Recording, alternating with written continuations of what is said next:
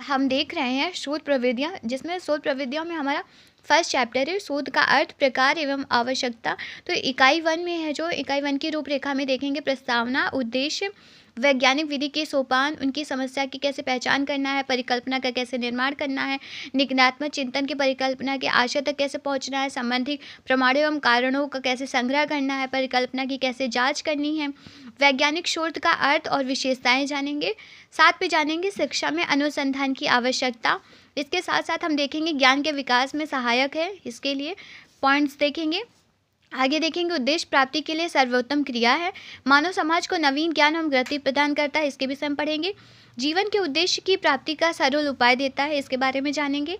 सुधार में सहायक है, सत्य व ज्ञान की खोज करता है, प्रशासनिक क्षेत्र में सफलता प्रदान करता है और अध्यापक के लिए कितना उपयोगी है, ये जानेंगे।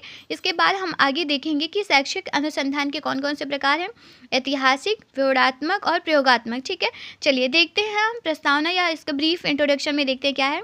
शोध समस्याओं का चुनाव करना, जो हम शोध करना चाहते हैं उनकी समस्याओं को कैसे चुनना है, समस्या की पहचान के द्वारा जो परिकल्पना का हम निर्माण करना चाहते हैं उसमें कौन कौन से हमें कठिनाइयाँ आती हैं, मीन्स प्रॉब्लम्स आती हैं, देखते हैं।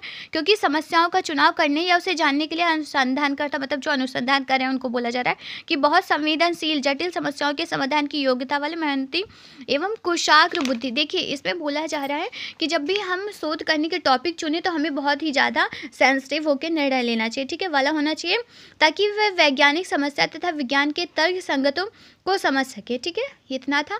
क्योंकि अनुसंधानकर्ता को वैज्ञानिक समस्याओं का सामान्य उद्देश्य के अनुसार ही चुनाव करना चाहिए। मान लीजिए आप शोध ऐसा टॉपिक ले लें जिसमें बहुत टफ हो और आप शोध ना कर पाए, तो इसीलिए हमें बहुत सोच समझ के उस टॉपिक को बहुत सोच समझ के ही चुनना चाहिए कि हम जिसे शोध करना चाहें वो बहुत ही ज़्यादा हमारे लिए मतलब उपयोगी हो और बहुत ही ईजी हो, ताकि हमें कठिनाइयों का सामना कम करना पड़े। ठीक है, आगे देखिए, समस्याओं के चुनाव या निर्धारण से हमें यह ज्ञात करना होता है कि विषय की विशेषता क्या है, ठीक है, उसको किस प्रकार परिभाषित कर सकते हैं और अनुसंधान द्वारा विशेष समस्या का क्या क्षेत्र हो सकता है, आदि बातों का हम ध्यान रखेंगे। ठीक है, चलिए, ये तो उद्देश्य है कि इन सब के बीच में हमें क्या उद्देश्य, हमारा क्या ऑब्जेक्टिव होना चाहिए। यहाँ से हमारा बेसिकली चैप्टर स्टार्ट हो रहा है, शोध का अर्थ, प्रकार एवं आवश्यकता। ठीक है, तो शोध के अर्थ, प्रकार एवं आवश्यकता में देखते हैं क्या दिया गया है। शिक्षा मनोविज्ञान तथा समाजशास्त्र ऐसे व्यवहारपरक विज्ञान है जिसमें वैज्ञानिक विधियों द्वारा अनेक प्रकार के शोध कार्य किए जाते हैं। मतलब जब भी आप क्या करोगे, तो शोध करोगे तो वैज्ञानिक विधियों का क्या करोगे, प्रयोग करोगे, और वो भी डिफरेंट टाइप से। ठीक है, ऐसी विधियों द्वारा लिए गए शोध कार्यों को क्या कहते हैं, वैज्ञानिक शोध कहते हैं। ठीक है, वैज्ञानिक शोध क्या है, इस पर चर्चा करने से पूर्व, इससे मतलब वैज्ञानिक शोध क्या है, इससे जाने से पहले हम देखते हैं कि कौन कौन से दृष्टिकोण है। ठीक है, तो सामान्यतः 2 दृष्टिकोण है, एक स्थिर दृष्टिकोण है, एक गतिमान दृष्टिकोण है। ठीक है, स्थिर दृष्टिकोण में वैज्ञानिक वर्तमान सिद्धांतों, नियमों, परिकल्पनाओं आदि के ज्ञान भंडार, नए नए तथ्यों की खोज कर उन भंडार का क्या करते हैं, विस्तार करते हैं, मतलब उनको और ज़्यादा एलोबरेट करते हैं। ठीक है, जबकि गतिमान, देखिए, पहला स्थिर दृष्टिकोण था और सेकंड क्या है, गतिमान दृष्टिकोण। तो स्थिर दृष्टिकोण हमने देख लिया, अब हम देखते हैं गतिमान दृष्टिकोण में हमें क्या है।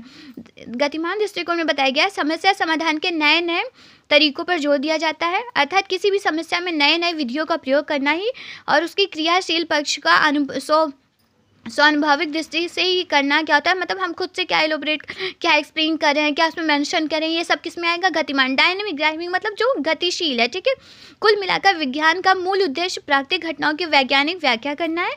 इस प्रकार वैज्ञानिक व्याख्या को वैज्ञानिक सिद्धांत कहते हैं। ठीक है, चलिए, ये कुछ दिए हुए हैं लेकिन इनके बारे में वो उतना इंपॉर्टेंट नहीं। यहाँ से स्टार्ट करते हैं, जो कि बहुत ही ज़्यादा इंपॉर्टेंट एग्जाम है और यहाँ से क्वेश्चन भी बनते हैं। वैज्ञानिक विधि के कौन कौन से सोपान है। ठीक है, तो कोई भी विधि वैज्ञानिक विधि तभी हो सकती है जब उसमें निश्चित उपयोगी चरणों का समावेश हो। मतलब ये जो नीचे दिए हुए हैं, समस्या की पहचान करना, परिकल्पना का निर्माण, ये सभी जब तक नहीं होंगे तो उसमें क्या होगा, वैज्ञानिक विधि के सोपान में शामिल नहीं होगा। ठीक है, चलिए देखते हैं। पहला क्या है, समस्या की पहचान करना, क्या कि उसमें क्या क्या प्रॉब्लम्स आपको आ रही हैं उनको पहचानना। ठीक है, तो इसमें दिया हुआ किसी भी वैज्ञानिक विधि में सर्वप्रथम समस्या की निश्चित पहचान कर ली जाती है, अर्थात वास्तव में हम जो भी शोध कर रहे हैं उनसे रिलेटेड हमें क्या क्या प्रॉब्लम्स आ रही हैं वो सारी चीज़ें हमें पहचाननी होती है। ठीक है, सेकंड हमारी हेडिंग हो जाएगी परिकल्पना का निर्माण। परिकल्पना समस्या के बाद आती है। ठीक है, उसके बाद थर्ड हो जाएगा निगनात्मक, मतलब डिडक्टिव रीजनिंग द्वारा आप क्या करते हो, इसके देखिए, फर्स्ट हमारी समस्या की पहचान करोगे आप, सेकंड परिकल्पना के निर्माण करोगे, एंड थर्ड पे आप किस पे पहुँचोगे, निगमनात्मक चिंतन द्वारा परिकल्पना के आशय तक पहुँचना है, ठीक है।